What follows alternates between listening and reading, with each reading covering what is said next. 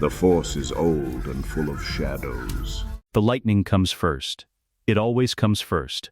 That is the thing he will remember later. In the quiet, when he has time to remember anything at all. Not the cold. Not the scream that tears itself from his throat before he can stop it. The lightning first, blue, white, and absolute, pouring from his own fingertips into the broken chest of the one man he had spent 23 years building into a weapon. The irony arrives a half-second before the floor does. Vader's grip closes around his wrists. The old body, this body, the one he has worn like armor for nearly 90 years, registers the pressure as pure damage. Bones flex wrong. The lightning does not stop. It pours still from his fingers even as Vader lifts him. Blue fire feeding back through the circuit connecting tormentor and tormented, until the shaft opens beneath him, and the connection severs entirely. And Sheev Palpatine, Dark Lord of the Sith, the most powerful Force user in 10,000 years of recorded galactic history, understands in one crystalline, humiliating instant that his apprentice has decided to repay the lesson. The shaft opens beneath him. He falls. The scream follows him down, not from his own throat this time, but from the dark side itself, that vast and hungry ocean he has drunk from since childhood, howling at the severance. The Force does not release willingly. It has never released him willingly. He has always had to take, and now something is taking him, pulling him in the opposite direction. Down, inward, backward, and the blue fire is everywhere, filling his eyes, filling his lungs, filling the space between one heartbeat and the next. Silence. A datapad chimes. One tone. Patient, automated. Palpatine's eyes open. The ceiling above him is pale creamstone, lit by the low amber warmth of early morning Coruscant light filtering through transparent steel windows. He knows this ceiling. He has stared at it for years. The Senate office. His desk, 7 meters to his left, stacked with the usual organized architecture of legislation he has authored, amended, and strategically buried according to a timetable spanning decades. He does not move. His mind processes the situation the way it always processes situations, quickly, coldly, without the luxury of panic. He was dead. He felt death. He felt the reactor shaft, the burning, the Force shrieking away from him like a tide. And now he is here, and the datapad is chiming its second reminder. And the ambient temperature of the room is precisely the 19 degrees Celsius his staff maintains, because he prefers it, and none of this is a dream. Sith do not dream. Sith do not permit themselves the vulnerability. He lifts his right hand. Both hands. He lifts both hands and holds them above his face in the thin morning light. And the thing that strikes him, the thing that collapses every other observation into secondary irrelevance, is that they are steady, pale, unlined at the knuckles. The fine tremor that had lived in his left fingers for the last 11 years, the one he had masked from every physician and every aide through sheer force of will, gone. The burn scarring from the Windu incident, the mottled landscape his face had become, the yellow that had crept into the whites of his eyes and stayed. He raises one hand to his own cheek and finds smooth skin. Cool, young, he sits up slowly. No respirator, no mechanical rasp at the base of each inhale. His breath moves through his body the way breath is supposed to move, unremarked, effortless, something a healthy man never notices. The datapad chimes a third time. On the display, a date, 32 BB. The 14th day of the third month. He knows this date. He has cause to know this date. It sits approximately 8 weeks before the Trade Federation's blockade of Naboo, which sits approximately 11 weeks before the Battle of Naboo itself, which sits approximately 11 weeks before the day a Jedi Master lands on a desert planet with a damaged hyperdrive and walks into a junk shop and finds. Palpatine sets the datapad face down on the side table. He breathes once, deliberately, through his nose. Holds it. Releases it. The boy. 9 years old. Tatooine, Watto's shop in Mos Espa, where he has been sitting undiscovered for 9 years because no one has had cause to look, because the sequence of events that would bring Qui-Gon Jinn to that particular canyon city on that particular desert world has not yet been set in motion. And more importantly, for the first time in any version of history Palpatine is aware of, it does not have to be. The cold clarity comes all at once, the way it always does. Not gradually, not with the creeping warmth of inspiration, like a blade sliding home. He stands. His body moves without the catalogue of morning aches he has accepted as the cost of maintaining this particular flesh for the better part of a century. It moves the way it moved in his 40s, precise, economical, with reserves of physical capability he had forgotten he once possessed. He crosses to the window and looks out over Coruscant's pre-dawn skyline. The endless layers of light and shadow stacked from street level to stratosphere, and he lets himself take stock. He knows who wins. He has seen the final chapter, lived it, fallen from it, died in it. He knows the rebellion. The twins, the boy on Tatooine who throws a proton torpedo through an exhaust port.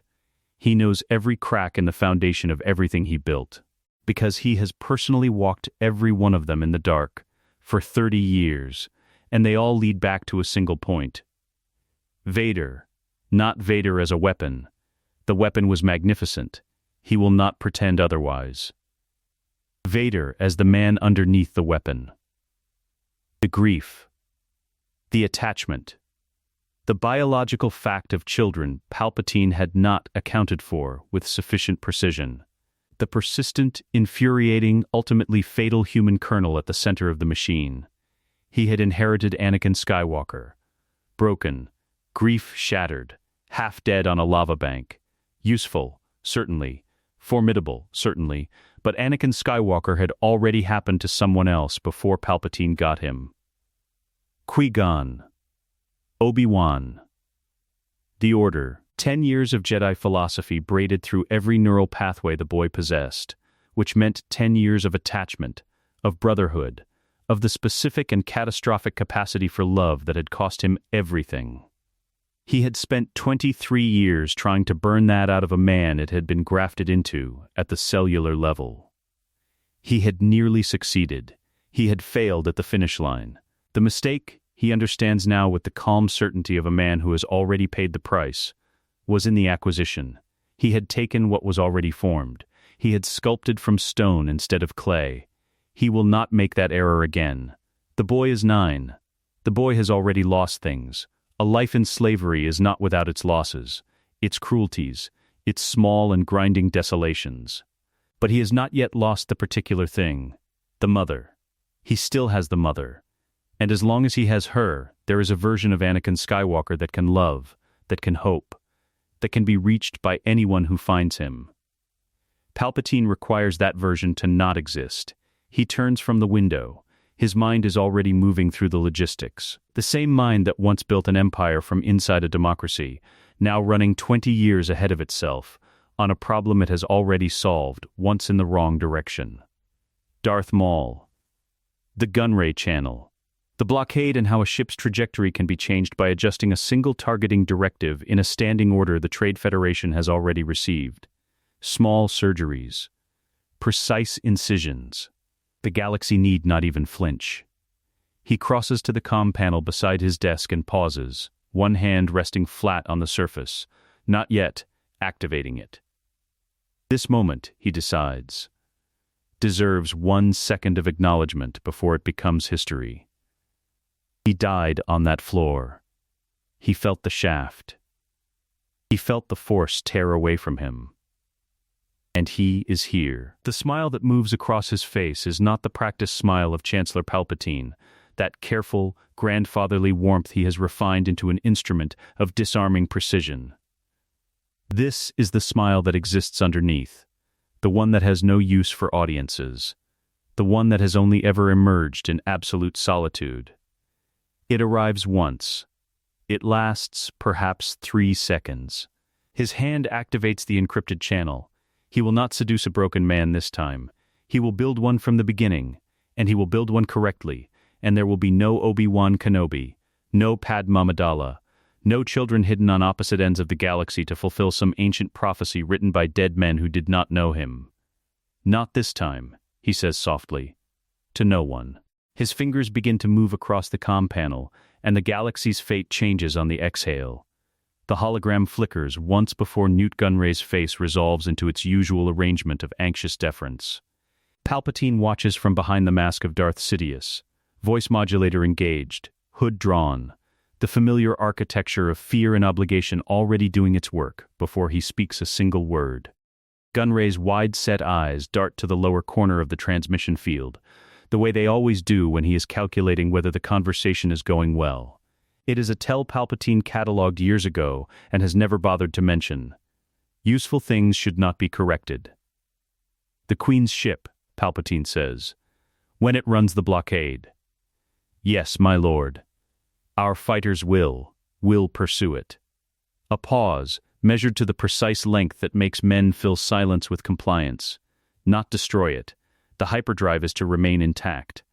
You will pursue the vessel toward the Rhodia system and allow it to escape into hyperspace. The Queen reaches Coruscant. The Senate convenes. These events must occur exactly as they will occur. Is this understood? Gunray blinks. He is not a man who asks why. He is a man who calculates profit and loss and determines that the loss column for questioning Darth Sidious has never once been survivable. Understood, my lord. The channel closes. Palpatine sits in the dark of his private office for a moment, both hands resting flat on the desk, and allows himself to feel the elegant simplicity of what he has just done. No Tatooine, no emergency landing, no Qui-Gon Jinn wandering through Mos Espa with Republic credits that don't spend, and a Force sensitivity compass pointing at a slave boy in a parts shop. The entire chain of causation that led to Anakin Skywalker's discovery severed in 40 seconds through a single directive to a man too frightened to ask a single question. This is why he has always preferred politics to combat. He opens a second channel. Maul is already in motion when the summons arrives. This is the thing about Maul that Palpatine has always found useful and occasionally impressive. He does not require context. The message contains coordinates, a target description, and a time window. Maul reads it once, deletes it, and begins preparing without asking what the child is for, or why a senator-chancellor requires a Zabrak assassin to collect a 9-year-old from an outer rim junk dealer. He packs one blade, boards an unmarked ship, leaves no record. Tatooine resolves on the viewport 3 days later as a pale orange sphere, featureless from orbit, indistinguishable from 100 other dead rocks circling 100 other indifferent suns. Maul brings the ship down in a shallow arc, well outside Mos Espa's sensor range, and crosses the desert on foot in the early morning, before either sun reaches full height. He has been on worse planets. He does not dwell on the comparison. Mos Espa at dawn is loud in the way that poor places are always loud. Generator hum, market vendors in the first stages of setup, a bantha somewhere complaining about its cargo. Maul moves through it without acceleration, without the particular purposeful stride that draws eyes. He has been trained in this. Sidious taught him years ago that the most dangerous thing a Sith can do in public is look like a Sith. He looks instead like a traveler, a nobody, a face the market will not remember by midday. Watto's shop sits at the end of a narrow alley, its forecourt cluttered with salvage in various states of assessment. Engine casings, drive components, a half-assembled protocol droid standing in the corner with its chest panel open, wiring spilling out like entrails. Maul notes the droid. He notes the single security camera mounted above the entrance, its angle, its blind spot. He notes the sound of voices inside, one high, one low, the higher one bright, with the specific energy of a child who has not yet learned that enthusiasm is a liability. He waits. He is very good at waiting. Anakin comes out first. He is small for 9, lean in the way of children who have always had exactly enough food, and never quite more than that, with sand in his hair, and a component housing tucked under one arm that is nearly too large for him to carry. He is arguing cheerfully with someone still inside the shop, something about repulsor lift calibration, the particulars of which are beyond most adults, and apparently well within this child's conversational range. He sets the component down in the forecourt, crouches beside it, and begins examining a connection port with the focused attention of someone who has temporarily forgotten the rest of the universe exists. Maul watches for 4 seconds. He does not feel what a different person might feel, looking at a 9-year-old absorbed in a mechanical problem on a dusty forecourt. He feels the parameters of his assignment and the distance between himself and the target. He calculates the optimal sequence. He moves. Watto emerges from the shop's interior in the same moment, grumbling something about inventory. His wings carrying him 2 feet off the ground in that perpetual hovering drift. He sees Maul first. His expression cycles through confusion and then, because Watto has survived decades in the Outer Rim by developing excellent pattern recognition for danger, moves directly toward fear. He does not get to speak. It is very fast. This is the mercy Maul extends, not out of sentiment but because sound carries, and the shop's neighbors are close, and the assignment has a time window. Watto drops. The sound he makes is not loud. The dust in the forecourt does not have time to settle before Maul is already moving toward the door. Shmi Skywalker is at the back of the shop. She is folding something. Laundry. A rough woven cloth. The domestic motion of someone who has organized her survival around the small manageable things she can control. She hears the footstep that is not her son's and turns, and her face in the moment before she understands what she is seeing is absolutely ordinary. A mother, briefly puzzled. Maul does not let her reach the next expression. Outside, in the forecourt, Anakin is still bent over the component housing. He hears nothing. The shop absorbs sound the way all cluttered spaces do, poorly, directionally, in ways that depend on what you are listening for. He is not listening for this.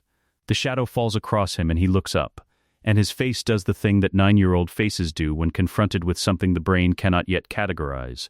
It goes blank for a half-second.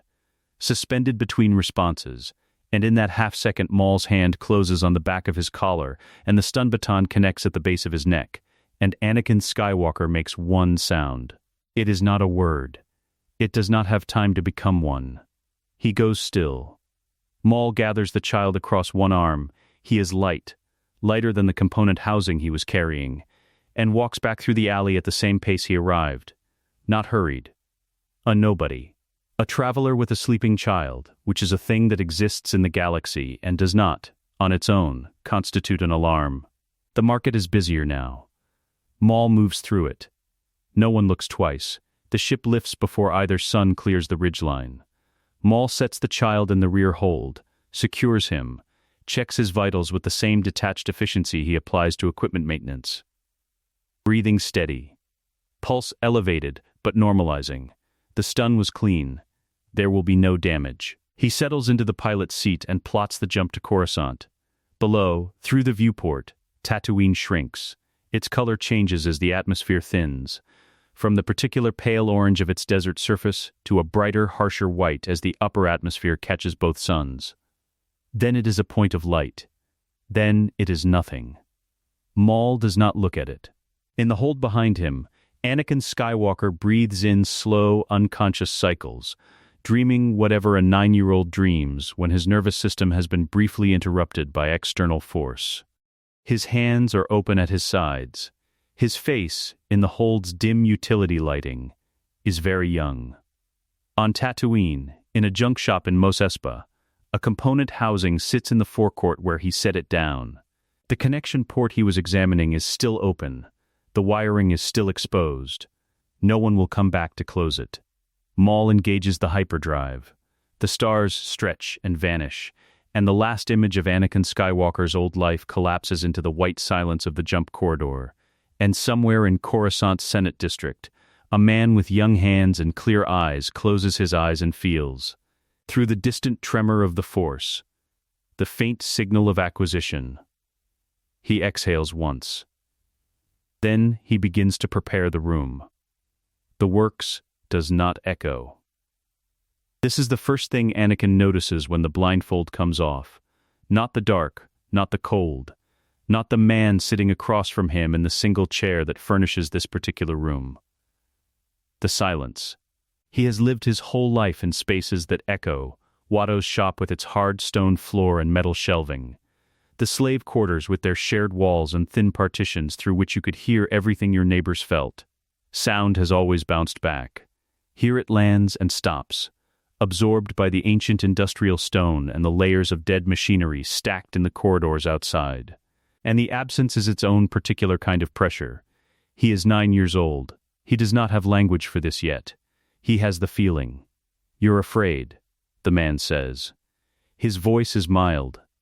Educational, almost. That is appropriate. Fear is information. The question is what you choose to do with it. Anakin's wrists are bound. Not tightly, not enough to cut circulation, but enough that pulling against them would accomplish nothing, and he has already established this through 30 seconds of quiet testing while the blindfold was still on. He is sitting on a crate. The room is lit by 2 portable lamps positioned to illuminate the man across from him without illuminating anything else, so that the walls and ceiling exist only as suggestions of depth beyond the light's reach. The man does not look like what Anakin expected. He expected something monstrous. He is 9, and he has just watched Watto drop, and he knows what his mother's silence means, and the thing in his chest where that knowledge lives is so enormous he cannot look directly at it, the way you cannot look directly at a sun. So he looks at the man instead, and the man is just a man. Old, but not ancient. Pale, a senator's face. The kind of face you see on the Republic broadcasts.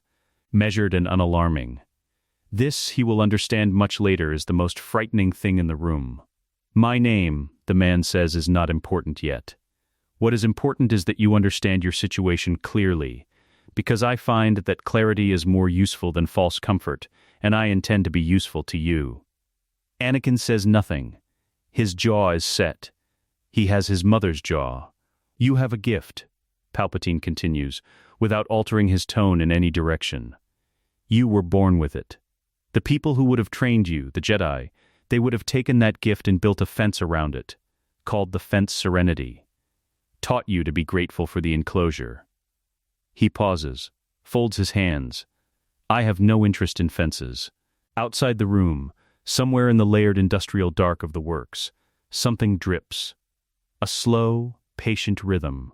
Water finding its way down through 40 levels of abandoned infrastructure, following gravity toward whatever drain still functions this deep below the city. Anakin tracks the sound without moving his head. "What did you do to my mother?" he says. Not a question. His voice is flat in the way that children's voices go flat when they are holding something too large with both hands and cannot afford to drop it. Palpatine regards him for a moment. "She is gone," he says. "I am sorry for it. It was necessary." The flatness in Anakin's face cracks, just for a second, a fault line running from brow to jaw. And then, he presses it closed again, with the specific effort of someone who has decided not to give this man the satisfaction. His hands pull once against the bindings. "Stop. There it is," Palpatine says quietly. "Not cruel. Observational. Hold on to that.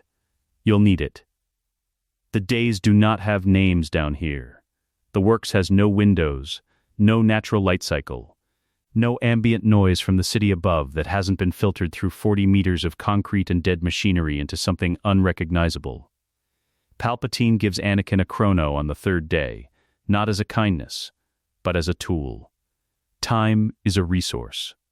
Knowing how to track it is a skill. The first month is simple enough that Anakin catalogs it clearly even years later. Food, sleep, a cot in a room adjacent to the one where they work. Reading material, data pads loaded with history, engineering, mathematics, biology, no fiction.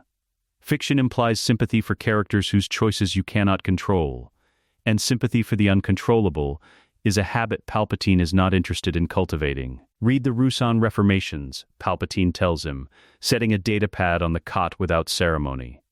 Anakin picks it up. He is a fast reader.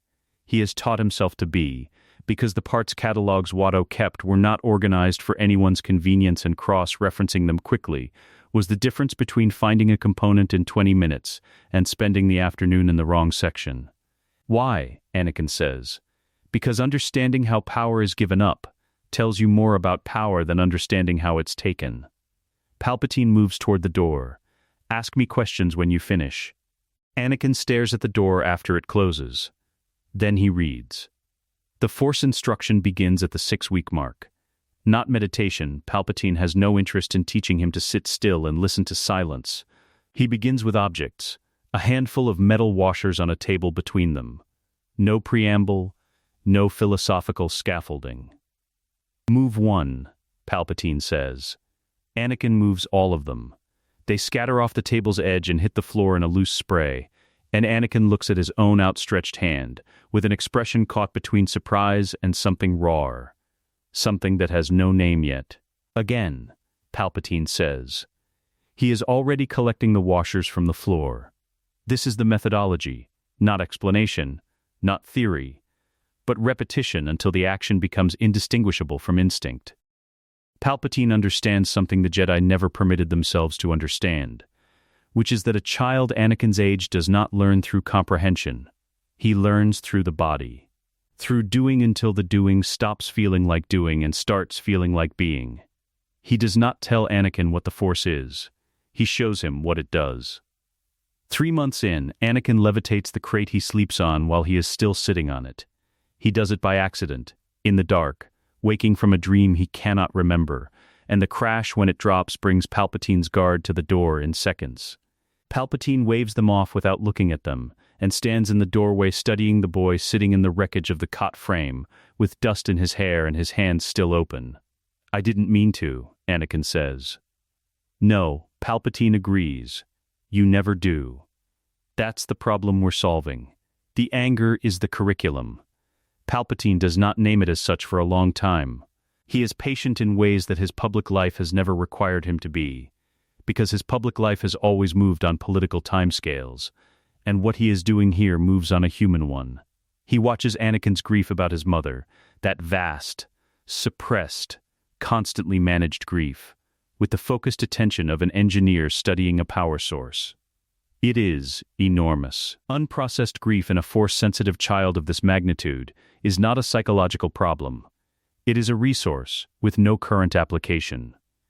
He begins, carefully, to give it applications. When you cannot move the object, he tells Anakin one afternoon, 8 months in, after an hour of failed attempts at a particularly dense piece of shielding plating that requires more sustained focus than Anakin has yet managed.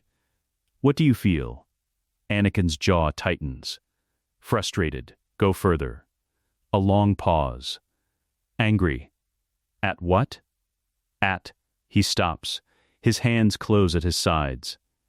At the plate. At not being able to. At the situation, Palpatine says. At the fact that a thing exists that you cannot control. Anakin says nothing. His eyes are fixed on the plate. Use it, Palpatine says simply. The plate moves. It does not slide or drift the way the washers did in the early weeks. It crosses the room at speed and hits the far wall with a sound like a gunshot. And the impact leaves a visible dent in stone that has been here for 300 years. Anakin is breathing hard. His eyes are very bright. Palpatine clasps his hands behind his back. "There," he says. "That is the difference between a Jedi and what you are going to be." He does not look at the dent in the wall, though it is considerable. He looks at the boy. At the expression on the boy's face, the complicated, fractured thing that lives between grief and power, and the first faint recognition that they might be the same thing. That expression is what he has been waiting for. He has been waiting 9 months. He allows himself nothing on his face in return. There will be time for approval. Approval, dispensed correctly, is among the most effective tools in the arsenal. Too early and it becomes expectation. Too late and it becomes irrelevant. The timing, as with everything, is the entire point. Again, he says. Anakin turns back to the wall. The Senate chamber holds 1 million voices on its best days. Today, it holds grief.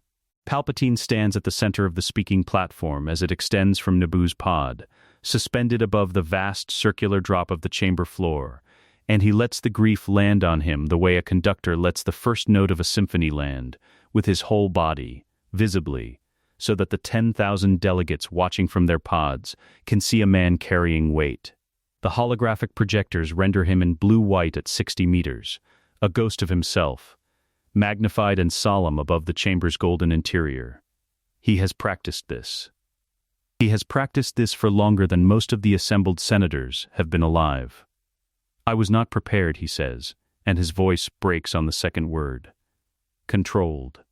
Precisely controlled. A fracture in the masonry rather than a collapse, the kind of break that signals strength under pressure rather than the absence of it. None of us were prepared for the scale of what has been done to my people. The chamber is not silent. Chambers this size are never truly silent. There is always the ambient hum of 10,000 life support systems. The distant mechanical breath of the ventilation architecture, the soft percussion of delegates shifting in their pods. But the noise has a quality now that it did not have an hour ago. It has weight. It presses down. Palpatine lets it press.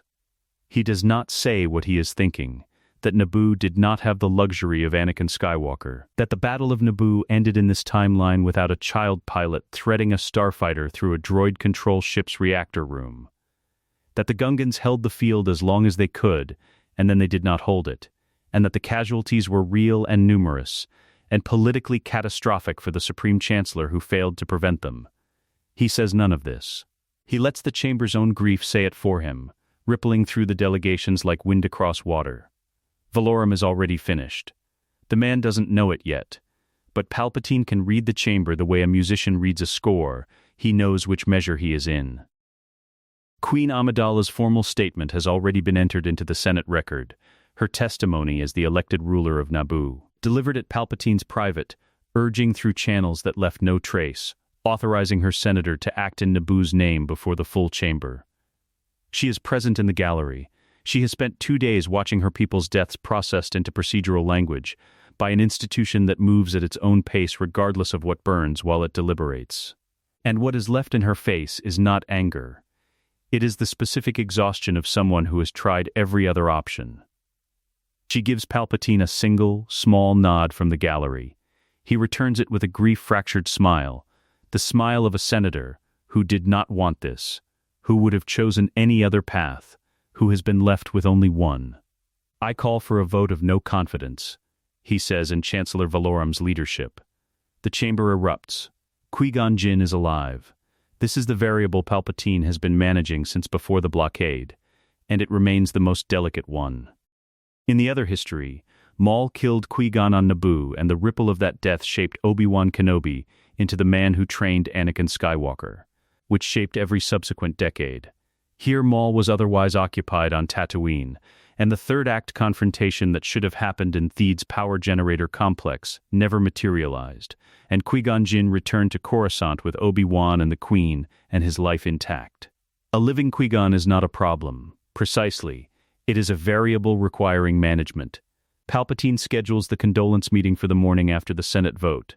Senator Palpatine of Naboo, grief fresh and newly confirmed as a leading candidate for Supreme Chancellor, receiving the Jedi Master assigned to protect the Queen his planet has just lost so many people defending. It is a natural meeting. It would be strange if it didn't happen. Master Jinn, he says, rising from behind his desk with both hands extended, the double-grip handshake, the one that signals trust and warmth and the specific democratic intimacy that says, I am not above you. We are colleagues in service of the same republic. I cannot express adequately what your presence on Naboo meant to my people.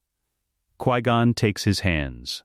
The Jedi Master is taller than him, broader, with the particular stillness of a man who has spent decades training himself to be present in a room without dominating it. His eyes are steady and kind, and carry that faint quality that Force sensitives sometimes project without meaning to. The sense of being seen slightly more clearly than is comfortable. Palpatine has been managing this quality in Jedi for 30 years. He projects grief. Grief is easy. Grief is true in its way. He is a senator of Naboo, he has constituents who died, and if the grief is not precisely the grief they would assume it to be, the emotional texture of it is close enough to survive scrutiny. The Force, he has long understood, reads resonance rather than content. Feel the right shape of a thing, and even a Jedi senses only the shape. The battle was harder than it needed to be, Qui-Gon says. Direct. Palpatine appreciates directness. It tells you immediately what a person considers worth protecting. Yes, Palpatine agrees. It was. Valorum's failure to act decisively cost lives that should have been saved. He releases the handshake, gestures to the sitting area, moves toward it with the unhurried confidence of a man who is not changing the subject, because there is nothing to hide. I have been thinking, Master Jin, about what the Republic's response to this crisis must look like, if it is to mean anything. Qui-Gon settles into the offered chair. He does not lean back. Jedi never lean back. It is a posture detail Palpatine cataloged decades ago, the way they maintain physical readiness even in civilian settings, the body never fully convinced it is at rest. The Senate will elect a new chancellor, Qui-Gon says. Yes, you are being discussed. I am aware. Palpatine folds his hands. I have not sought it, but I will not refuse it if the Senate asks. Naboo has paid too high a price for me to have the luxury of political modesty. A pause. Qui-Gon studies him with those steady eyes. Palpatine holds the gaze, not aggressively, not with the performative openness of someone who is trying to appear trustworthy, but with the simple, unguarded calm of a man who has nothing to arrange. There was a boy, Qui-Gon says. Palpatine does not move. On Tatooine, I mean, hypothetically, I've been thinking about what we might have found, had we needed to land there. The Force sometimes reveals what might have been, in meditation. A slight pause. It is an unusual sensation. I wouldn't know. Palpatine says pleasantly. I have no such gifts. Qui-Gon nods, slowly, not satisfied, not suspicious, sitting somewhere between those two things in the way that men with genuine wisdom sometimes sit, holding an observation without needing to resolve it immediately. If you become Chancellor, Qui-Gon says, the Jedi Order will serve the Republic as it always has. I would expect nothing less, Palpatine says warmly, and ask for nothing more. The meeting concludes 8 minutes later. Palpatine walks Qui-Gon to the outer office with one hand briefly at his shoulder, the physical punctuation of collegial warmth, and watches him go, and then returns to his desk, and sits. The Jedi felt something. Not enough. Not enough to act on, not enough to name, barely enough to surface in conversation as a hypothetical about meditation and Tatooine. But something. Qui-Gon Jinn is the only Jedi Master in the Order who consistently operates outside the Council's consensus, who follows the living force rather than the will of the institution, who finds things he is not looking for because he is always, fundamentally, looking. He is a variable requiring more than management. Palpatine makes a note, not written. He has never committed this category of thought to any medium that persists beyond his own memory. The note exists only where notes of this type belong, in the cold, organized dark behind his eyes, in the archive that has been building since he was a young man on Naboo, learning from Darth Plagueis that power is not taken but cultivated, across decades, in the spaces between what people think they are watching. Below the city, 40 levels down in the works, a 9-year-old boy is reading about the fall of the Old Republic. Above the city, the Senate is preparing to hand Sheev Palpatine the chancellorship by a margin that will surprise even his most optimistic projections. He opens the first piece of correspondence from the Transition Committee and begins to read. 10 years changes a room. The training space beneath the works has expanded 3 times since the first month, walls pushed back through careful unlogged excavation, the original 2-lamp chamber now a proper facility with reinforced flooring, weapon racks along the north wall, and a ceiling high enough that a man can jump without thinking about it. Palpatine had it built incrementally, one sanctioned maintenance project at a time, each job contracted to a different firm, no single crew seeing enough of the whole to understand what they were constructing. The boy who arrived here in stunned silence, 9 years old and small for it, is not in this room anymore. What stands at the room's center, running a maintenance cloth along the blade of a lightsaber that did not exist 10 years ago, is not a boy. Darth Ruin is 19. He is tall in the way of people whose growth had adequate fuel, not the lean scarcity of Tatooine but a decade of correct nutrition, correct training, the body built rather than endured. The lightsaber's blade, when he ignites it for inspection, burns a deep, arterial red. He constructed it himself, in this room, 8 months ago, under no instruction. Palpatine had left the Kyber crystal on the workbench without comment and returned 3 days later to find it finished. He did not ask how. The how was not the point. The point was that it was red. Maul arrives without announcement, which is his custom and has always been his custom. Dropping from the facility's upper access shaft in the fluid economical way he moves through every space, as if gravity is a suggestion he is entertaining rather than a law he is subject to. He lands, straightens, and registers the figure at the room's center, with a flicker behind his yellow eyes that is not quite surprise and not quite recognition. He knows Sidious has been running a secondary project.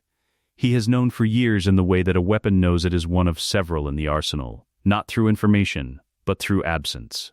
The missions that went to someone else.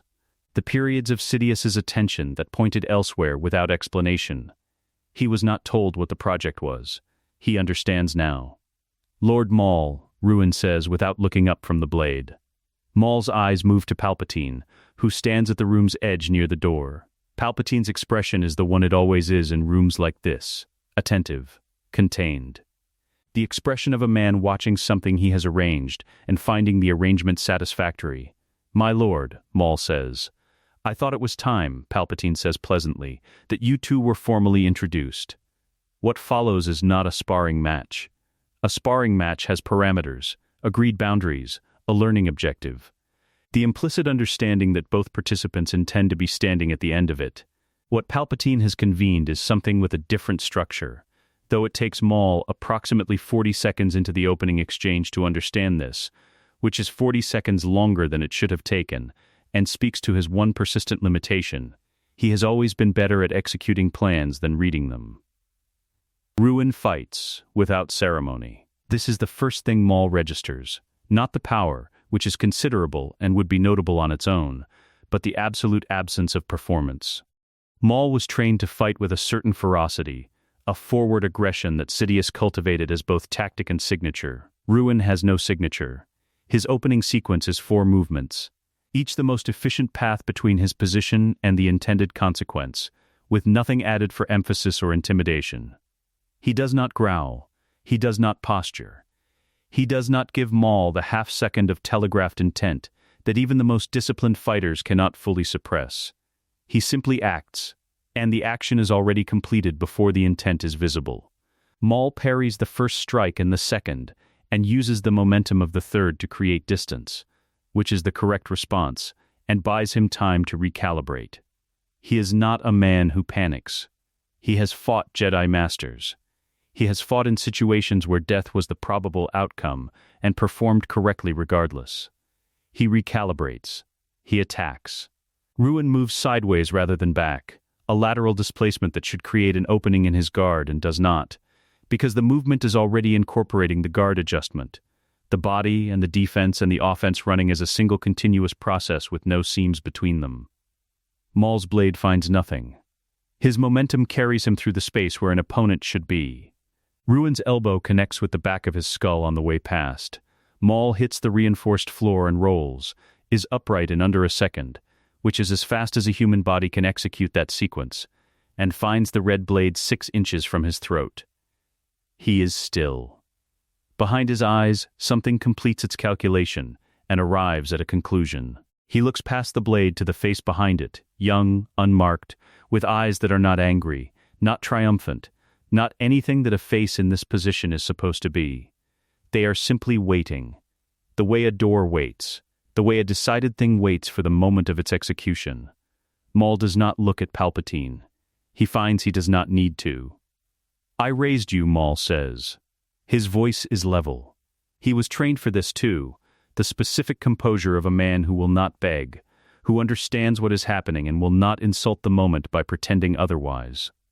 No, Ruin says. He did. The distinction is precise and accurate and entirely without cruelty, which is somehow worse than cruelty would have been. Maul absorbs it. Then the rule of 2 continues, he says. It does, Palpatine confirms from the room's edge. As it always has. Maul closes his eyes. It is very fast. This is the mercy Ruin extends, the same mercy, though he does not know this, that was extended in a junk shop in Mos Espa 10 years ago by the man who made him. The blade does not linger. The sound it makes is brief. Darth Maul, the weapon Darth Sidious spent 20 years building, hits the floor of a room that did not exist when he began his service. killed by the weapon that replaced him, and the room absorbs the sound the way it absorbs all sound down here, completely, without echo, without remainder. Dooku arrives 3 hours later. He comes, as he always comes, with the elegant bearing of a man who considers every room he enters to have been improved by his presence. He is past 80, white-haired, straight-backed, with the particular confidence of someone who has spent decades being the most accomplished person in most situations, and has mistaken this frequency for a law. He does not know about Maul. He does not know about the room. He knows only that Darth Sidious has summoned him to a meeting at a location outside their usual channels, which is unusual, and that he has come because Dooku has always believed himself indispensable enough that unusual requests are simply the cost of being the most valuable piece on the board. This belief is the most expensive one he has ever held. Palpatine receives him in the adjacent corridor, not the training room, not yet, the corridor, deliberately unremarkable, deliberately dim. "You've built something," Dooku says, looking at the walls, the ceiling, the scope of the excavated space. He is already reading the architecture, already calculating. He is not a stupid man. This is what makes the next 4 minutes tragic in a way that Maul's death was not. Maul was a weapon. Dooku is a man who made choices, who told himself stories about those choices, who genuinely believed in certain versions of himself. "I have," Palpatine says. "Another apprentice. A better one." Dooku is quiet for a moment. His hand moves to his lightsaber, not a draw, a touch, the unconscious gesture of a man whose body has registered a threat that his mind is still processing through the filter of his own importance. "You intended this from the beginning," he says. "I intend everything from the beginning," Palpatine replies. "You've always known that. It's why you trusted me."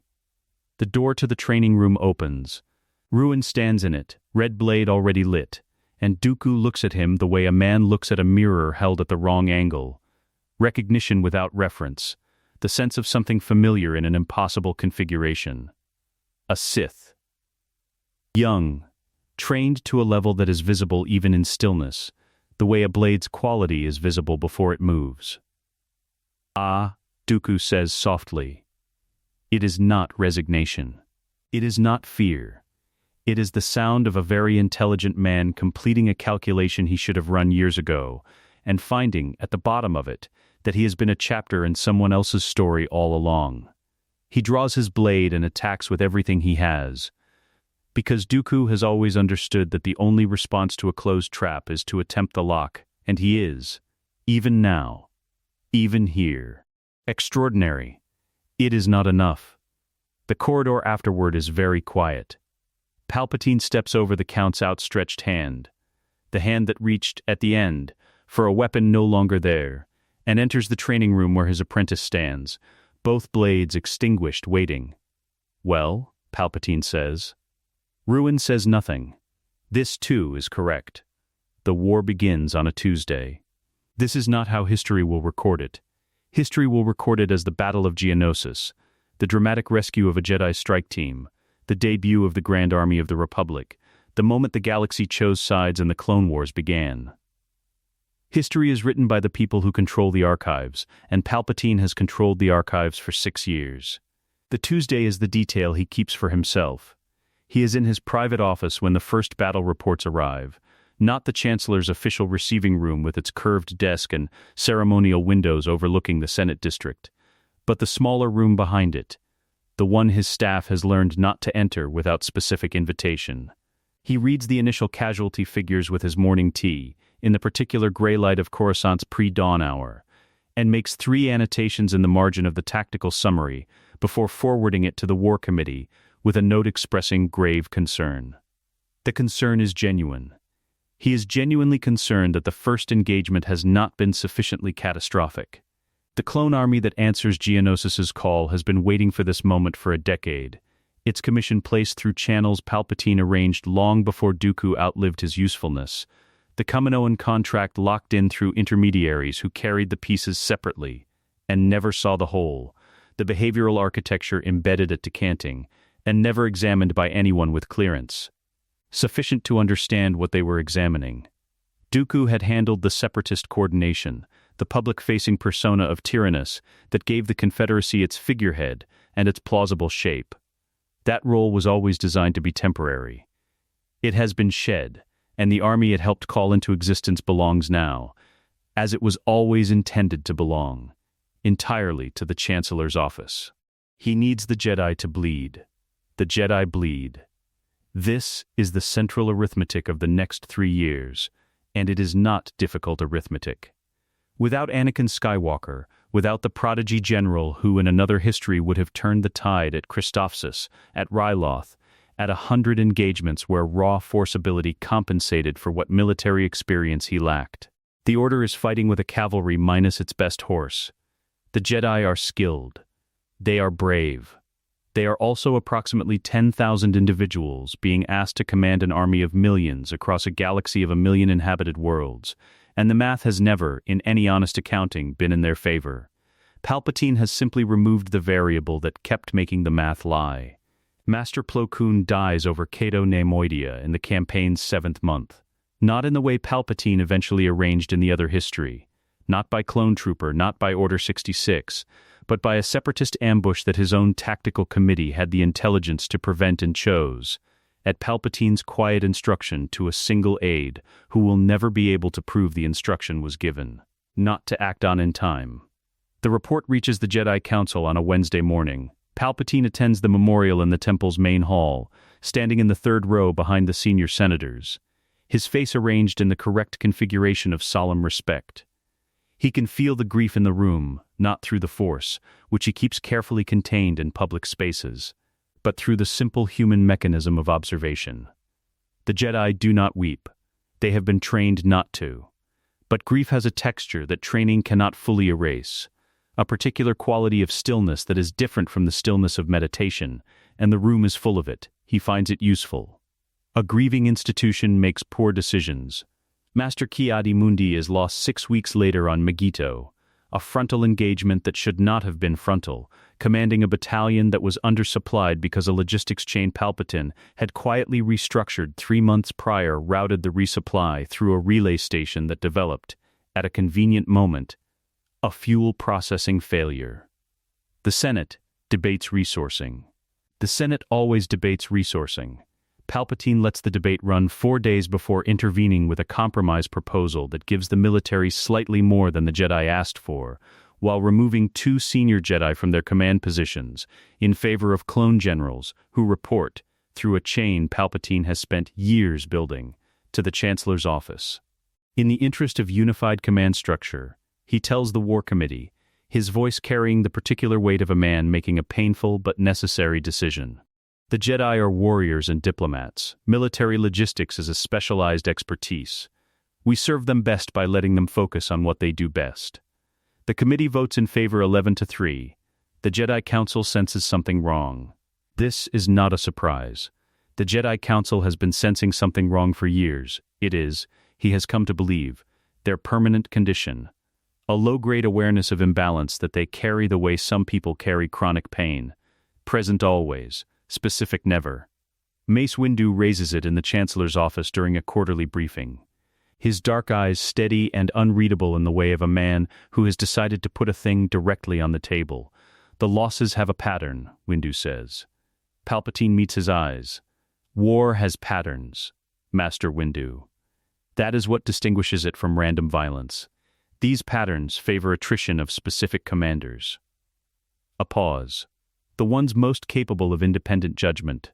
An enemy command structure, if it were competent, Palpatine says carefully, would identify and target the Republic's most effective generals. That the Separatists appear to be doing exactly this should perhaps prompt us to examine whether we have an intelligence failure rather than a conspiracy. The word conspiracy lands where he intends it, not as an accusation denied, but as a frame slightly too large for the conversation, the kind of frame that makes a careful man pull back from the edge of what he was about to say. Windu pulls back. Not because he is not smart enough to hold his ground, but because Mace Windu has spent 50 years in a political institution and understands that accusation without evidence is not wisdom. He watches Palpatine for a moment longer than the conversation requires. The Force is clouded, he says finally. Not unusually so. but persistently. "I defer entirely to the Order's judgment on matters of the Force," Palpatine says warmly.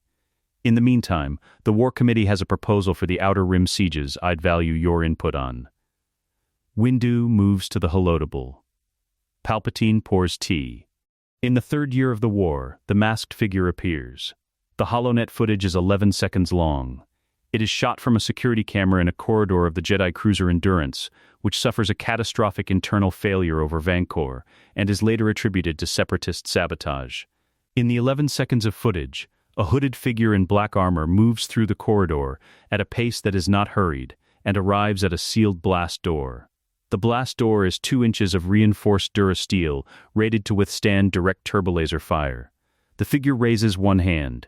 The door leaves its frame. The figure steps through, and the camera loses signal. Jedi General Depa Billaba, who was aboard the Endurance at the time, is found in her quarters afterward. The official finding is separatist boarding action. There are no survivors of the boarding party. There is no boarding party. There is only one set of footprints in the corridor's dust that do not belong to any clone trooper.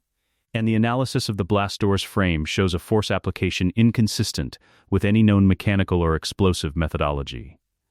The Council reviews the footage 17 times. On the 18th review, Yoda asks for the room to be cleared, and sits alone in the dark with the 11-second loop playing, and the expression on his face during this period, which is captured by the room's own security system and later reviewed by exactly one person, is not the expression of a man who is puzzled.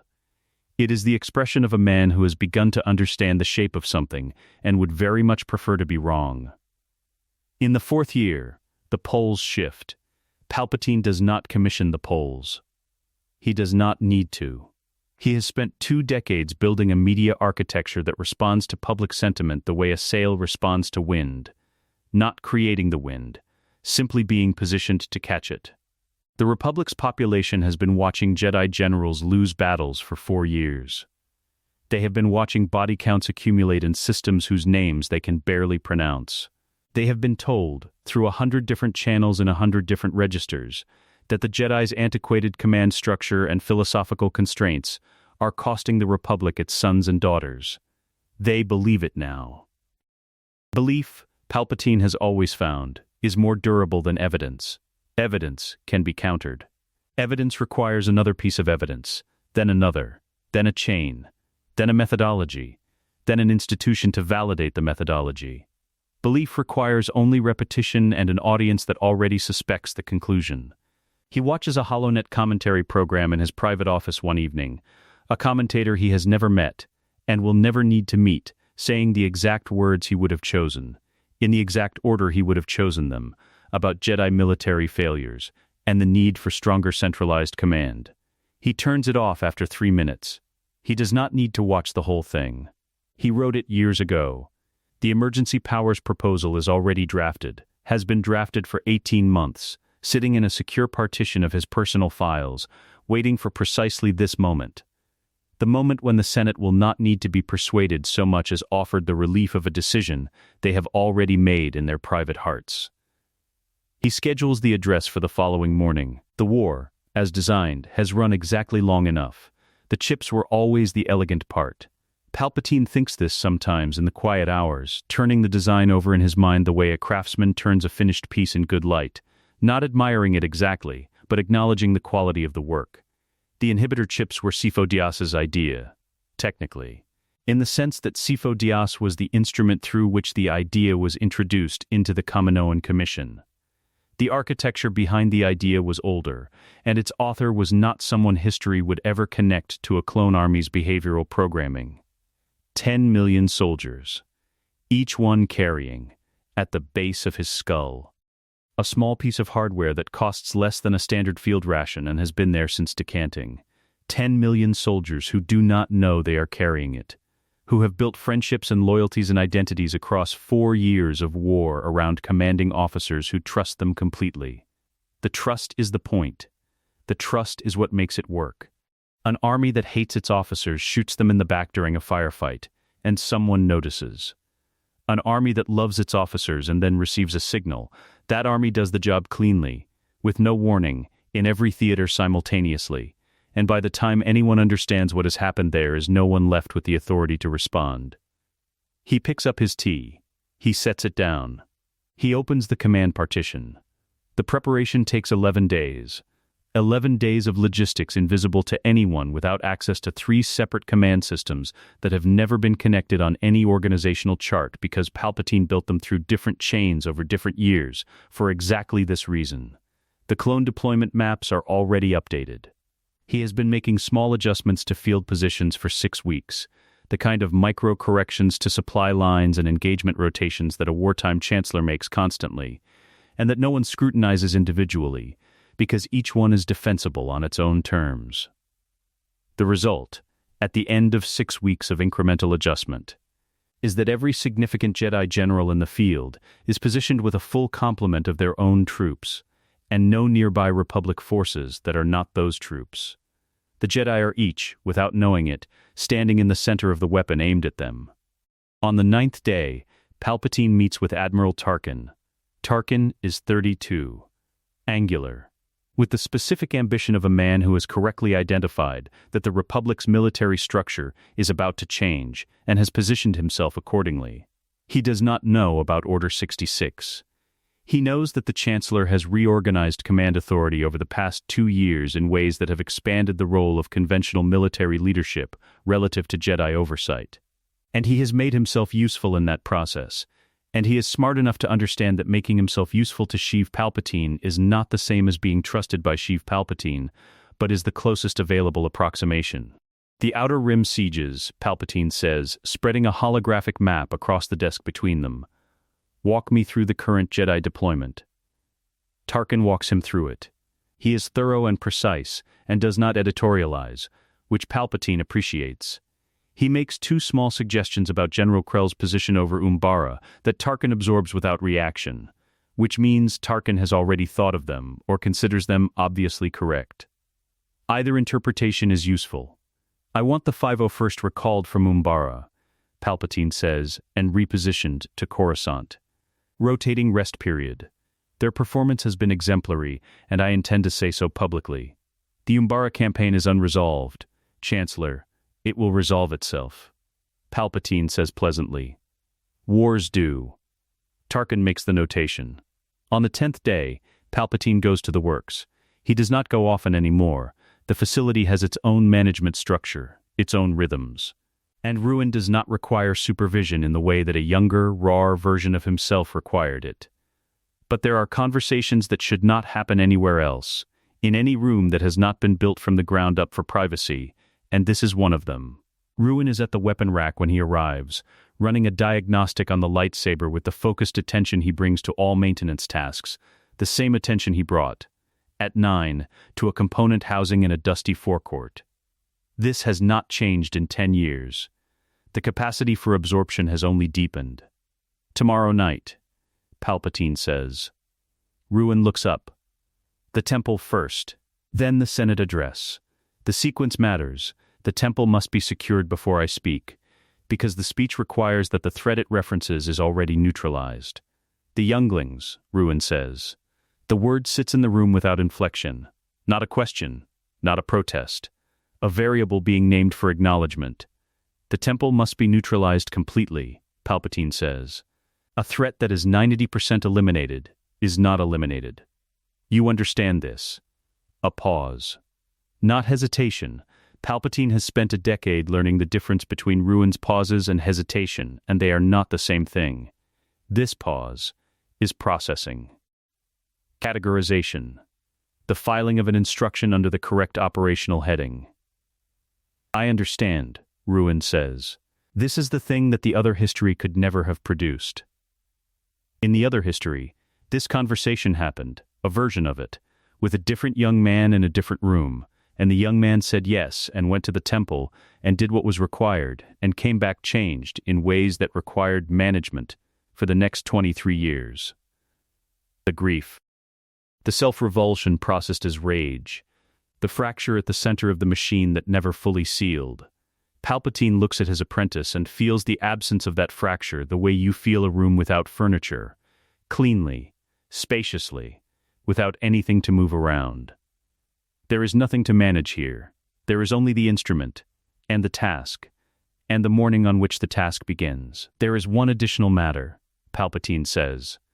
Qui-Gon Jinn. Palpatine allows a slight elevation of his attention. You've been tracking him. He's been tracking something, Ruin says. Not me specifically. Not you. The cloud.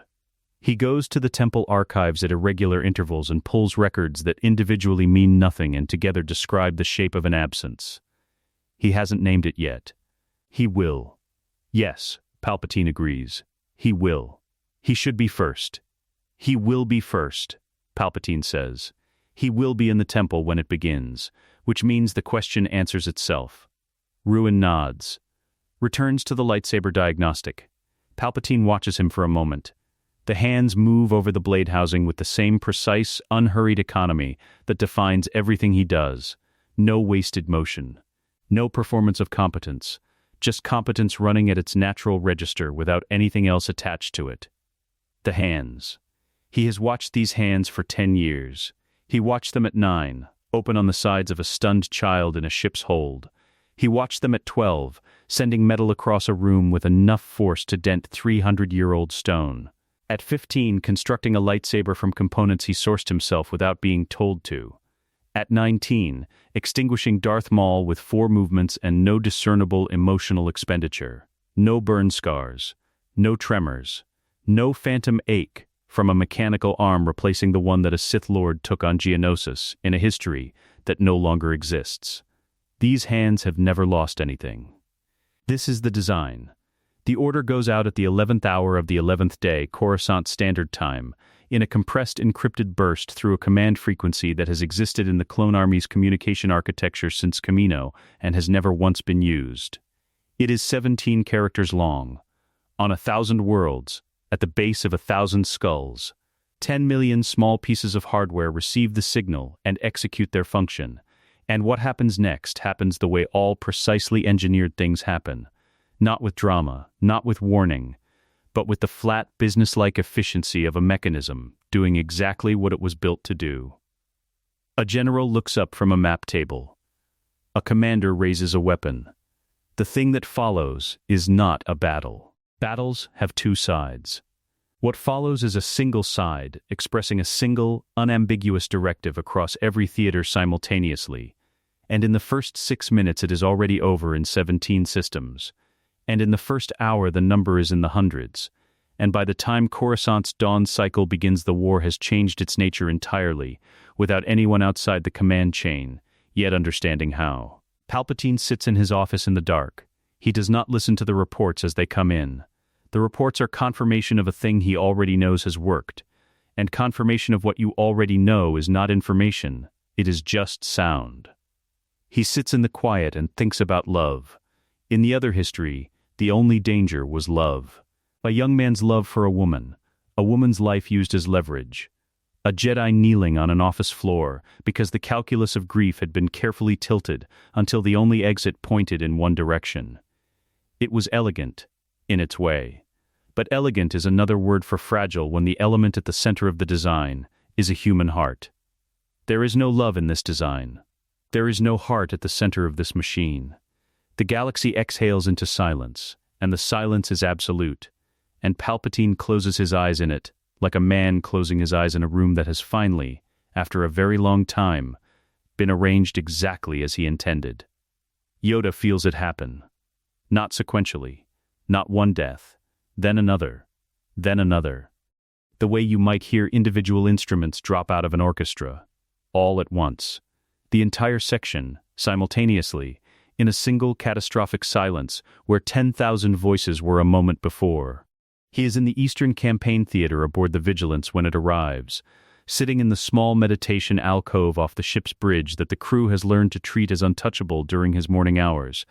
And the thing that hits him is not grief. Not yet. Because grief requires processing time that he does not have, and will not permit himself. What hits him is clarity. 800 years of living has given Yoda a relationship with catastrophe that younger beings sometimes mistake for detachment. It is not detachment. It is the hard-won understanding that catastrophe, once arrived, does not negotiate. it only accelerates. And the single correct response to acceleration is to move faster than the thing pursuing you. He opens his eyes. The Force is not dark. This is the first thing he checks, the foundational question, not has something terrible happened, which is now beyond question, but is there something left to stand on? The Force exists. It is changed. It carries the particular quality of a thing that has been struck hard and is ringing with the blow. But it exists, and he exists in it. And these two facts are sufficient to constitute a reason to stand up. He stands up. "Get me a ship," he tells the first crew member he encounters outside the alcove. "Coruscant now." The crew member reads his face and runs. The Senate Rotunda is not where Palpatine expected him. He expected the office, the direct confrontation, the throne room logic of a challenger coming to the seat of power, because that is where power lives. Yoda does not come to the office.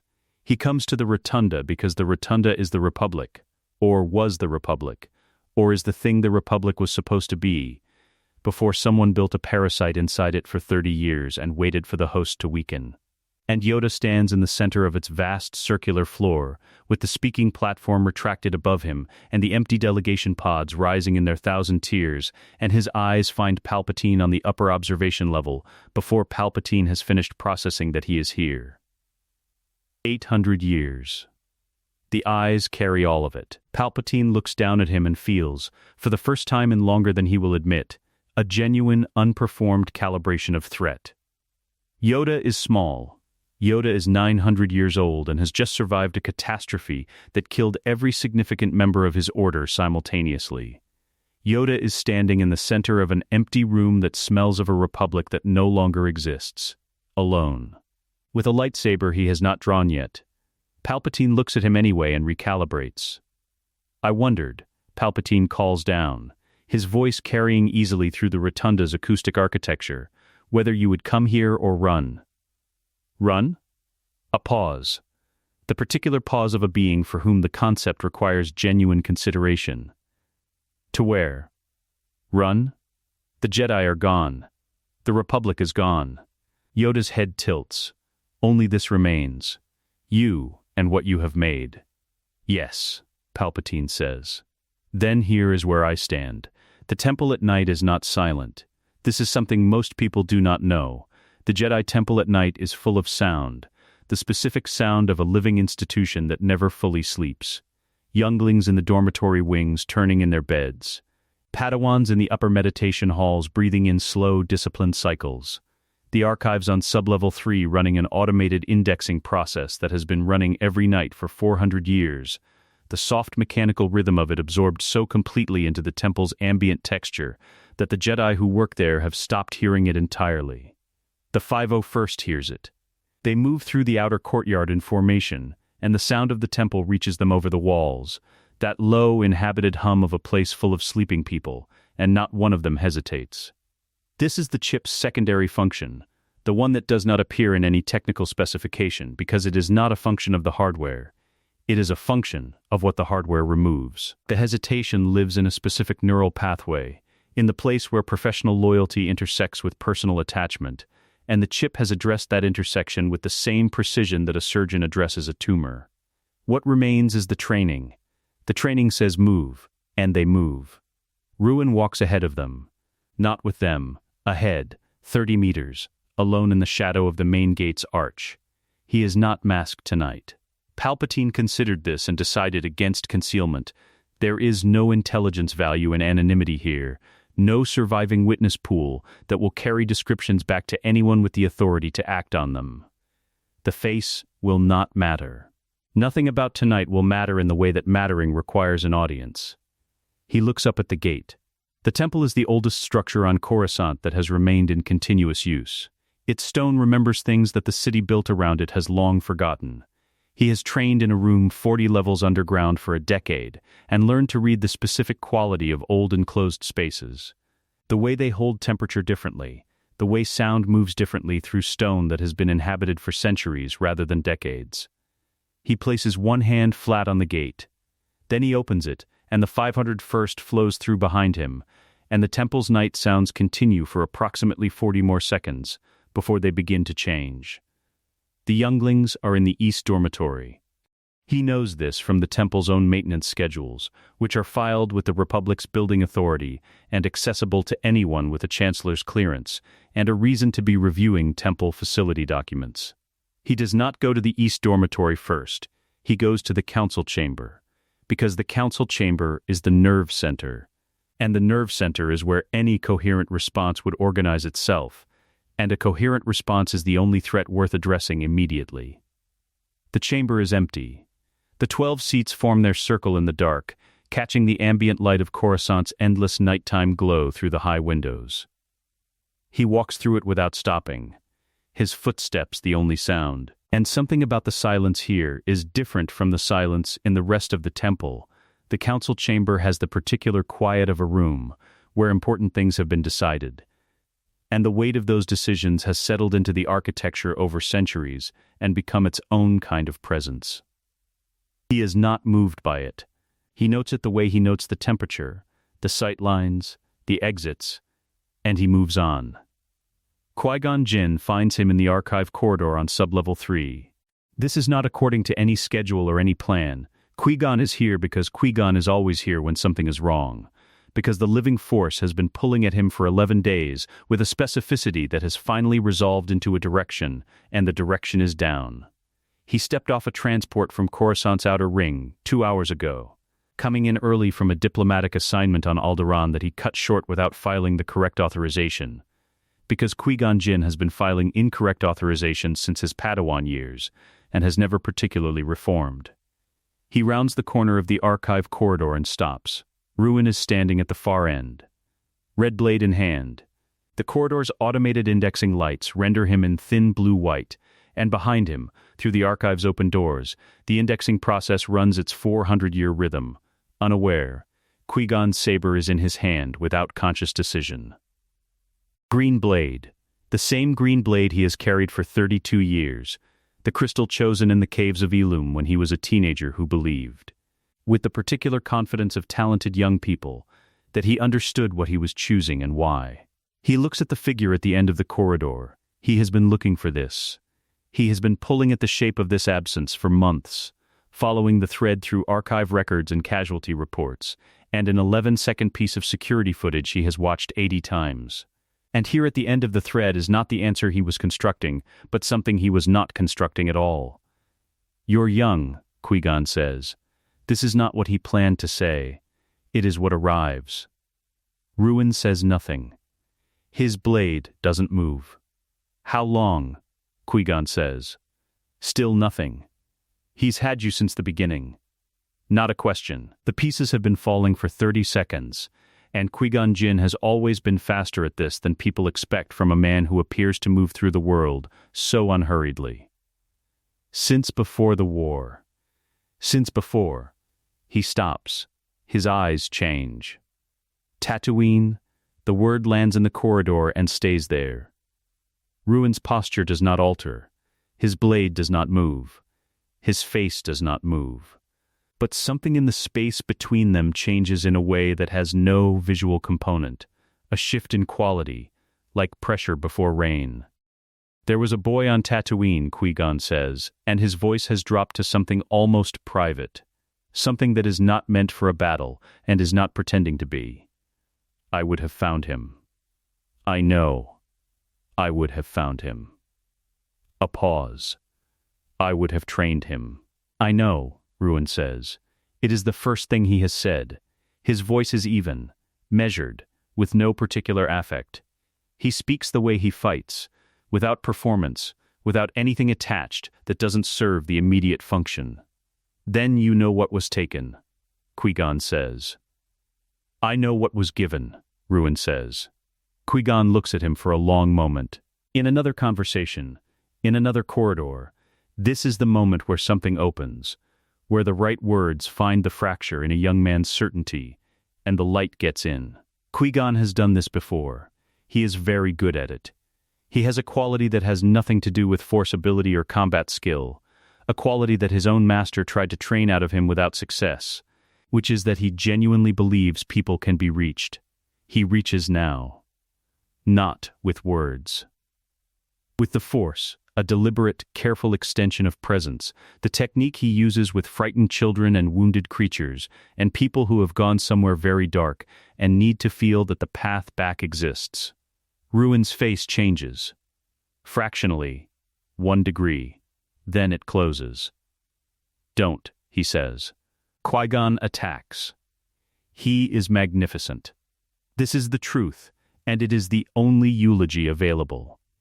Qui-Gon Jinn at 73 is not the fighter he was at 30, but the fighter he was at 30 was exceptional, and what remains at 73 is exceptional filtered through 4 additional decades of accumulated skill, the rough edges refined, the instincts deepened. The understanding of combat as a language spoken fluently enough that individual words no longer require conscious translation. He drives Ruin back 4 steps in the opening sequence. This is notable. Almost nothing drives Ruin back. The corridor is too narrow for the kind of engagement that would give Qui-Gon room to use his reach advantage, so he breaks left into the archive itself, drawing the fight into the open space between the stacks, and here he has more room and he uses it.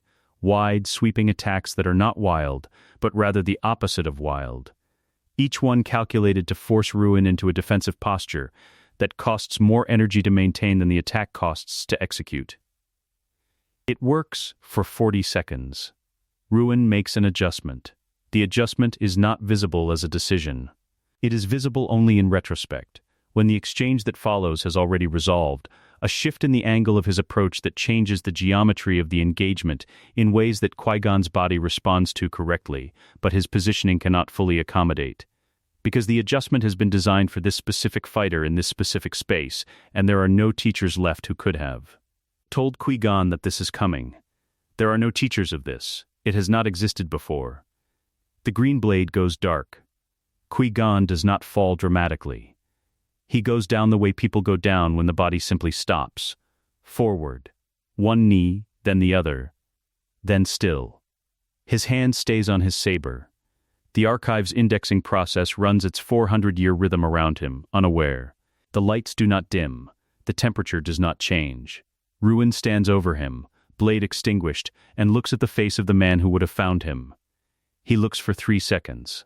Then he turns, and the 501st is waiting in the corridor. And there is more of the temple left to address, and the night is not finished. In his office above the city, Palpatine exhales. The bond between master and apprentice is not a metaphor. It is a genuine channel, a current that runs beneath language and carries information that words are too slow to transmit. What comes through the bond in this moment is not an image or a report. It is simply a quality, a texture. Completion. He opens his eyes, reaches for his tea. The cup is cold. He has been sitting longer than he realized, which is unusual, which means the evening has had his full attention in a way that few evenings do anymore. He does not correct for the cold. He drinks it as it is. Outside, the temple's upper spires are beginning to glow orange, though dawn is still 2 hours away. The color is not sunrise. He watches it for a moment. Then he turns back to the draft of the Senate address, which has been waiting on his desk for 11 days, and reads the opening line one final time, and finds it exactly as he wrote it. The speaking platform descends. Palpatine steps onto it as it lowers, not because he needs it, but because the geometry of arriving at Yoda's level from above rather than across makes a statement about the nature of this conversation that he sees no reason to leave unmade. The platform settles. He steps off. The rotunda's floor is vast enough that 30 meters separate them. And in 30 meters of empty Senate floor the distance looks enormous, which is also a statement. He does not draw his lightsaber yet. Neither does Yoda. "I have watched you," Yoda says, "for decades. And you. Blind, I was." The admission is direct, clean, carrying none of the self-flagellation a human voice would load into it. Clouded, the Force has been. My failing to see through the cloud. Accept this, I do. It is generous of you, Palpatine says, to take responsibility for being deceived by a deception specifically designed to defeat your ability to perceive it. Kind, you are not being. A slight inclination of the head. Accurate, perhaps. I have always found accuracy kinder than comfort. Yoda's ear moves. The small, almost imperceptible shift that those who have spent time with him learn to read as the equivalent of a raised eyebrow. Believe that, do you? I believe, Palpatine says, that we have been the two most powerful Force users in the galaxy for several decades, and that this conversation, while I am enjoying it, has a predetermined conclusion that both of us are already aware of. Predetermined, Yoda repeats. And then, quietly, without self-pity or performance, simply as an observation, perhaps. He draws his blade. The rotunda becomes something else. The Senate has witnessed 10,000 debates in this space. Votes that moved populations, speeches that changed the direction of systems. It has never witnessed this. The acoustics that were designed to carry human voices to 1,000 delegation pods now carry the crack and hiss of two lightsabers moving at speeds that human eyes would require enhancement to fully track. And the sound bounces through the empty tiers and returns from every angle simultaneously, so that the fight seems to exist in multiple places at once. Yoda is extraordinary. Palpatine knew this. He has always known this. He has attended Yoda's public demonstrations, reviewed the classified records, studied the accounts of every documented engagement in 8 centuries of active Jedi service. Knowing and experiencing are different registers of understanding, and the first time Yoda moves, that fluid. Impossible transition from standing stillness to full combat velocity with nothing between them. Palpatine feels the difference in his hands. He holds. He is strong enough to hold. But holding costs. The Grandmaster fights without the Force, signatures that most Jedi project in combat, the micro tells of intention, the slight weight shift before direction changes. The breath pattern that synchronizes with attack rhythm. Yoda has had 8 centuries to burn those tells away, and they are gone, and what remains is pure, unannounced movement. The fighting style of a being who has distilled everything down to its irreducible core and found that the core has no excess. Palpatine summons his lightning. Yoda catches it. This is not a metaphor. He extends his hand and the lightning collects there, crackling in his palm, and his face during this process is the face of a man carrying something heavy without difficulty, acknowledging the weight without being moved by it. He compresses it, redirects it into the rotunda floor, where it spiders across the ancient stone in branching channels and goes dark. The floor retains the scorch marks.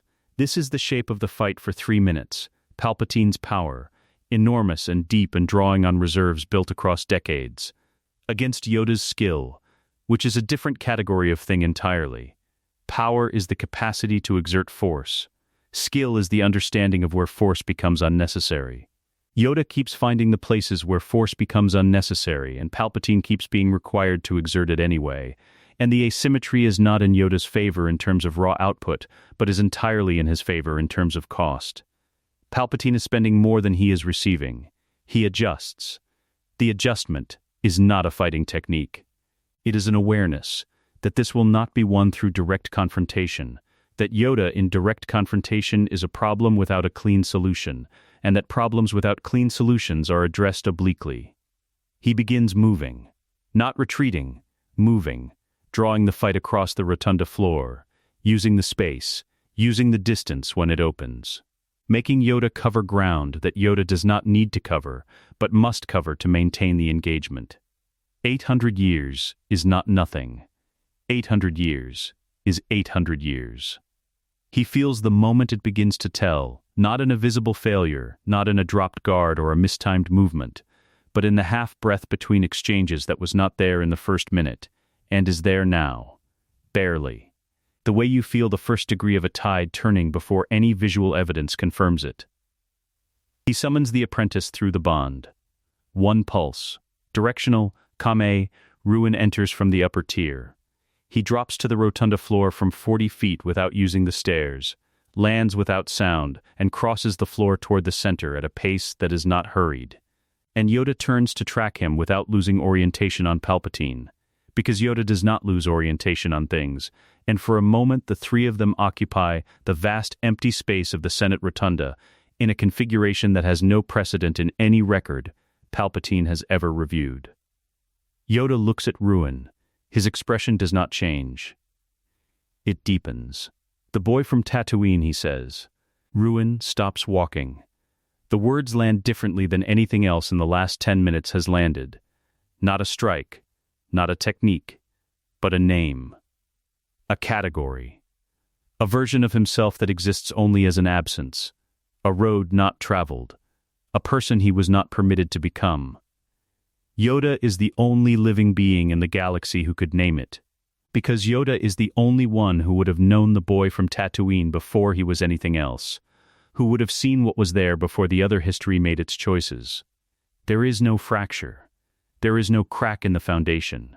There is only the pause, that pause, the processing pause, the one Palpatine learned to read. And then it closes, and Ruin raises his blade. The 2-on-1 exchange lasts 90 seconds. Yoda fights both of them. This is not an exaggeration constructed for the telling. He genuinely fights both of them, holds the geometry of two attackers at once, keeps Palpatine from flanking while keeping Ruin from closing, adjusts to the rhythm of coordinated attack with the unconscious fluency of someone who has been fighting longer than most species have existed. For 90 seconds. Then the cost arrives all at once, the way deferred costs arrive, and Yoda goes to one knee, and the rotunda is still, and the lightsaber in his hand dims but does not extinguish, and he is looking at the floor of the Senate he has served for 8 centuries. Breathing, Palpatine walks to him slowly. He stops 3 feet away. Yoda looks up. Alone at the end, Yoda says, and it is not an accusation, not a lament. An observation, delivered with the complete, undefended honesty of a being who has nothing left to protect. Everything you wanted. Everything you built. His eyes move briefly to the apprentice, then back. Does it feel as you imagined? Palpatine considers this question with the same seriousness he would bring to any genuine inquiry. Because Yoda deserves that, and because the answer is interesting. Yes, he says. Yoda nods once. His blade extinguishes. Then I am finished, he says. He is. Palpatine stands over the last Jedi Grandmaster in the empty Senate of the Republic that no longer exists. And the rotunda holds no sound at all now, and somewhere above the city the temple's spires have stopped burning, and the only light is the eternal ambient glow of Coruscant pressing through the high windows, indifferent, vast, the light of 10 trillion lives going about their ordinary business, in complete ignorance of what has just ended in this room. The Force does not mourn. The Force continues. He looks at his hands. Steady, both of them. Young, not this time. The Senate applauds for 11 minutes. Palpatine counts every one of them. He stands at the center of the speaking platform. The same rotunda, the same 1,000 tiers of delegation pods, and the applause moves through the chamber in waves. The kind of applause that has stopped being about approval and become something closer to relief. 10,000 delegates expressing, in the only collective language available to them, the specific gratitude of people who have been frightened for a long time and have just been told that the frightening is over. That someone has taken the weight. That they may set it down. He lets the applause run, not out of vanity, or not only out of vanity, but because the length of it is information. Every additional second is a senator calculating that the person beside them is still clapping and adjusting accordingly. The social arithmetic of public commitment running in real time, binding the chamber to this moment in ways that individual conviction alone never could. By the time the applause ends, no one in this room will be able to claim they withheld it. The record will show unanimity, because unanimity is what the record will have. The Galactic Republic, he says, when the chamber has finally quieted to the specific silence of 10,000 people who have just finished making a decision they cannot take back, has been a noble experiment. He pauses, lets the past tense register. Experiments have conclusions. The declaration takes 40 minutes to read in full. The legal architecture beneath it took considerably longer, 11 years of careful construction, each piece placed in a position that appeared unrelated to every other piece until the moment of assembly, at which point the structure revealed itself as complete and load-bearing and requiring no additional support.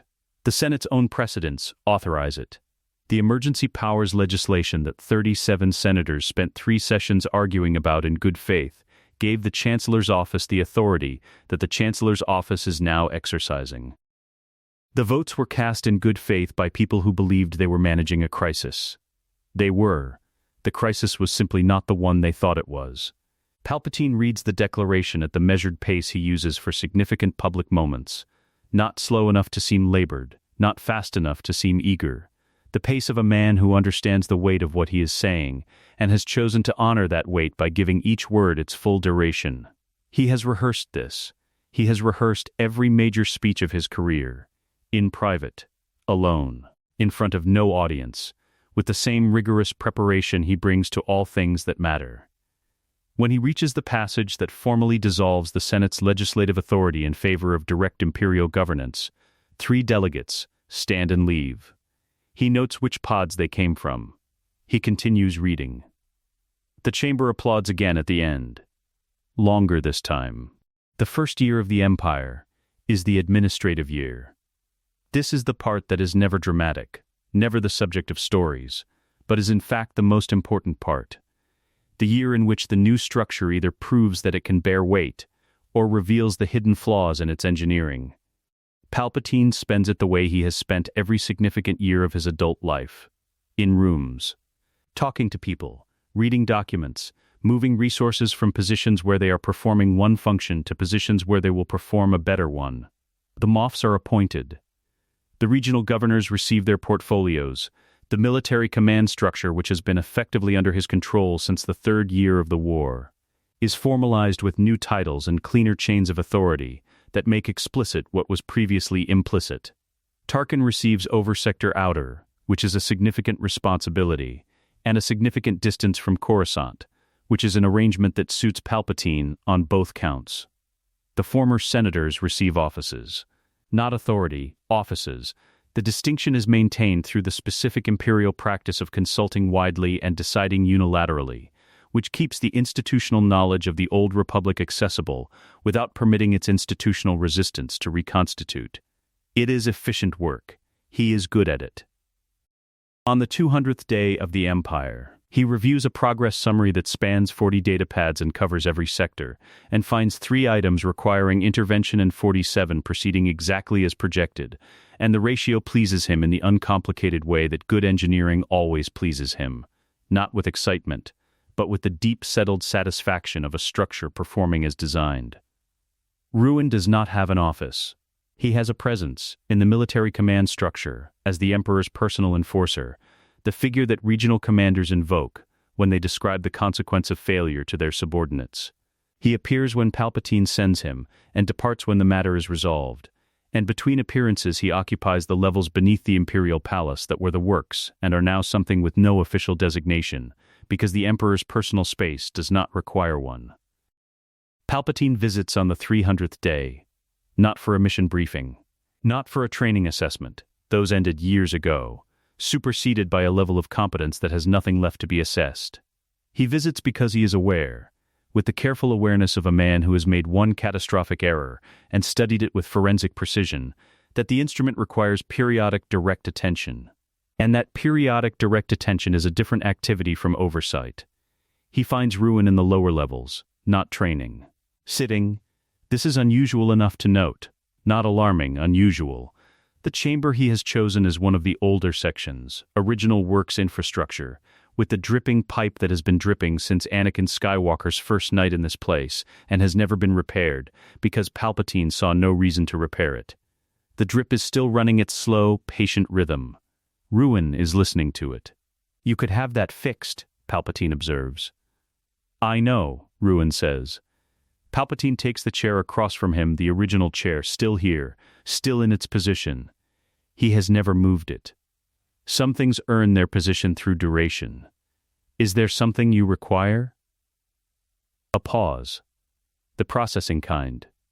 No, something you would name if you had language for it? Ruin looks at him.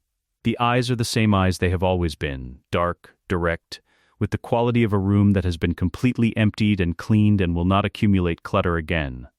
I think about Qui-Gon Jinn sometimes, he says. Palpatine does not react. In what sense? He said, I know what was taken. A beat. He was wrong about what he meant. He thought he meant the Jedi. The training. A different life. Another beat. He was describing himself. He was the thing that was taken. He would have been. Ruin stops. Starts again. Different, yes, Palpatine says. He would have been a great deal of things. Does that concern you?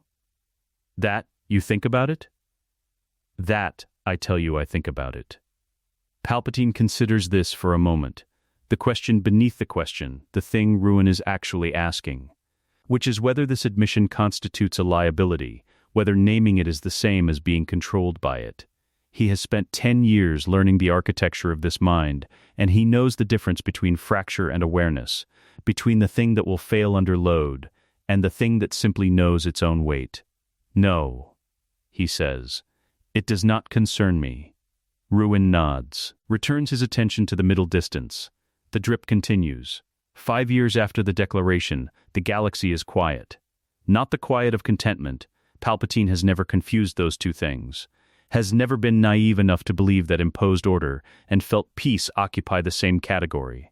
It is the quiet of a population that has weighed its options and found that the options available to it do not include effective resistance. The infrastructure of resistance requires communication, coordination, safe harbor, funding, and a symbolic cause around which disparate grievances can organize. He has spent 20 years ensuring that none of these things are accessible in combination. There are dissidents. There will always be dissidents. A galaxy of 1 million inhabited worlds generates a proportion of dissidents the way any large system generates edge cases, not through organizing principle, but through sheer statistical mass. He does not waste energy eliminating dissidents. He eliminates the conditions under which dissidents become movements. The Jedi are gone. This is the fact beneath all other facts, the load-bearing absence that the rest of the structure rests on. The Jedi were the symbolic cause. The Jedi were the safe harbor. The Jedi were the force, the literal force, around which resistance could have organized. Without them, resistance is a local phenomenon, perpetually local, unable to scale. There are no children hidden on opposite ends of the galaxy. There is no prophecy being fulfilled. There is no daughter on Alderaan holding encoded plans in a droid's memory. No son on Tatooine growing up with his father's eyes. There is no Leia Organa, because there is no Padme Amidala. There is no Luke Skywalker, because there is no Anakin Skywalker. Not in any form that could produce one. The line ends here. This is not a tragedy. This is the design. The throne room is finished in the 5th year. He sits in it for the first time alone, in the early morning before the staff arrives, and takes the measure of it. The height of the ceiling, the sight lines, the way the light enters from the angled windows and reaches the throne's position at the room's center without illuminating anything behind it. So that whoever sits here is lit and everything beyond them is in relative shadow. Good architecture, like good legislation, encodes power in the structure itself. The room does not need to announce what it is. It is. He hears the door and does not need to look. The bond tells him before the sound does. Ruin takes his position at the throne's left. Standing, not kneeling. He has never knelt, not once. And Palpatine has never required it. Because the performance of submission from the genuinely powerful is a waste of everyone's time. He stands where he stands, and his presence at the Emperor's left is not submission. It is a statement of architecture. A second load-bearing wall. Palpatine looks out at the room. The Empire stretches in every direction from this point, measured not in kilometers but in systems, in sectors, in the specific, catalogued weight of unchallenged authority over 1 million inhabited worlds and the space between them. He has built this, not inherited it, not seized it from some prior holder, not been granted it, built it, from a Senate office in 32 BB. With nothing but time and clarity, and the absolute conviction that the only variable worth controlling is the one closest to the center. He thinks about the reactor shaft. He thinks about 2 hands gripping his wrists in the dark above Endor, and blue fire and the fall, and the blackness that preceded a datapad chime and pale morning light, and the steadiness of both hands held above his face in the thin Coruscant dawn. He thinks about the boy who was 9 years old, and the boy who was not permitted to find him. He thinks about love, and what love costs, and the clean, uncluttered empire that love's absence has built around him. He breathes in, he breathes out. In the throne room, in the silence, the Emperor closes his eyes, and the galaxy turns beneath him. And nothing answers back. Let us know what you'd like to see next. The end.